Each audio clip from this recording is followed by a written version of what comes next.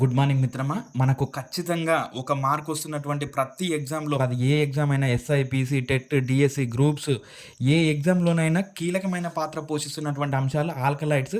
వాటిని సింపుల్‌గా ఎలా గుర్తుపెట్టుకోవాలి, అసలు అవి ఎట్లా వచ్చాయి, ఏంటి అనేది మనం ఈరోజు చూద్దాం మిత్రమా. చూస్తే వీటిని మొట్టమొదట మొక్కలలో ఉత్పన్నమయ్యేటటువంటి జీవక్రియ ఉత్పన్నాలను 2 రకాలుగా చెప్తారు. అవేంటి అనంటే ప్రాథమిక, ద్వితీయ.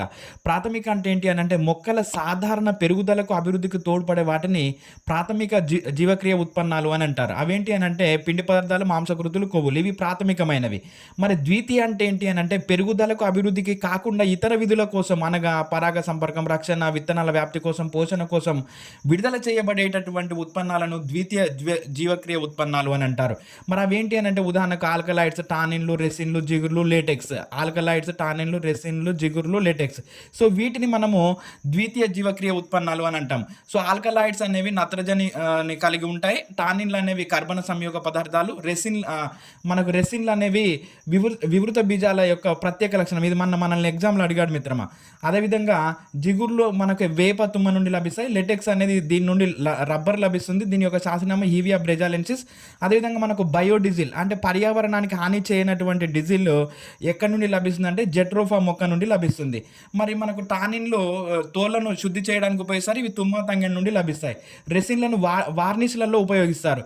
ఇది మనకు ఫైనస్ అనేటటువంటి మొక్క నుండి లభిస్తుంది. సో ఇది మనకు ప్రాథమిక, ద్వితీయ.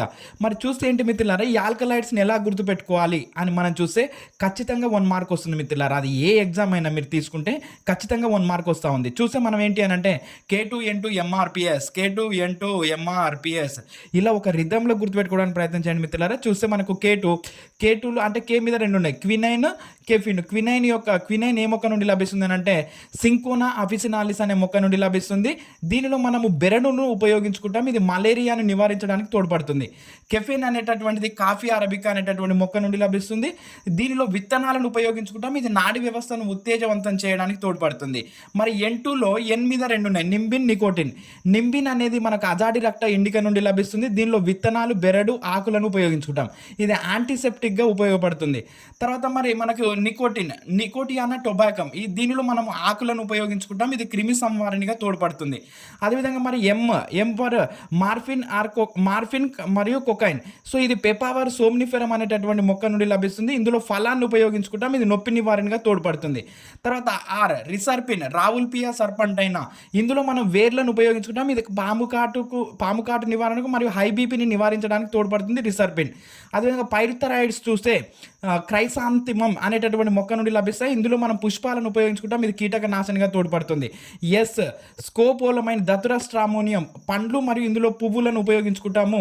ఇది మత్తుమందుగా తోడ్పడుతుంది. చూడండి మిత్రులారా, K2N2 MrPS, quinine, caffeine, nimbin, nicotine, M for morphine, R for reserpine, P for pyrethroids, S for scopolamine. అంటే ఏంటి, మనకి ఇది ఒక చిన్న కోడ్ గుర్తుంటే మనకి 100% ఏ ఎగ్జామ్లోనైనా మార్క్ వస్తుంది మిత్రులారా. మనకు నిన్న మన మలేరియా నివారణలో ఉపయోగించే ఆల్కలైడ్ ఏంటని, లేకపోతే అది ఏ మొక్క నుండి లభిస్తుందని, ఇలా మనకు ఏ భాగం ఉపయోగపడుతుందని అనేక రకాలుగా క్వశ్చన్స్ దీని మీద ఫ్రేమ్ అవుతా ఉన్నాయి. అంటే మనకి ఇది ఒక టేబుల్ గుర్తుంటే మనకు ఆల్మోస్ట్ ఒక మార్క్ వచ్చినట్టే. ఏ competitive ఎగ్జామ్లోనైనా K2N2 MrPS, K2N2 MrPS.